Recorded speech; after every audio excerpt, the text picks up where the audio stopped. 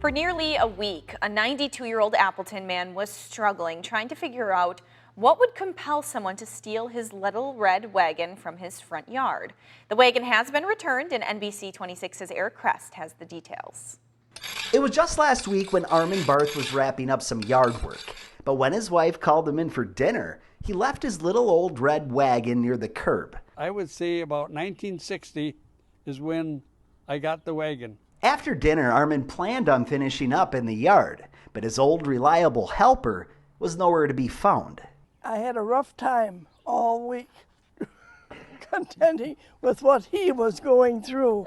Wake me up all hours of the night. So we had a picture of a red pickup truck from both sides, but we didn't have nothing for license number. Now, thankfully, a manhunt wasn't necessary because nearly 130,000 people saw Armin's story online. The best part is, they says, Armin, they're all shooting for you. And one of those people apparently was the man who took the wagon, and he was compelled to bring it back. I ran out and grabbed my wagon and put it on our ground, and then he came up and said he was very sorry. He didn't know what he was thinking, that why he picked it up. And once the homecoming of sorts wrapped up, Armin noticed that his wagon had been cleaned up, bringing some of its 60-year-old charm back to the surface, a gesture that made it really difficult for Armin to press charges. And I said, well, just slap his fingers. I said, don't do nothing more.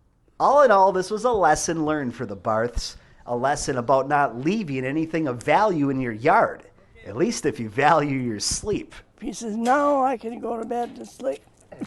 But more importantly, this was an experience that taught the couple a lesson in humanity and how even when someone does something wrong, no one is beyond forgiveness. This man, he felt pretty bad when he had to come back to where he picked up the wagon, and he felt really sorrowful. In Appleton, Eric Crest. It'll outlast me and maybe one of my children yet. NBC 26.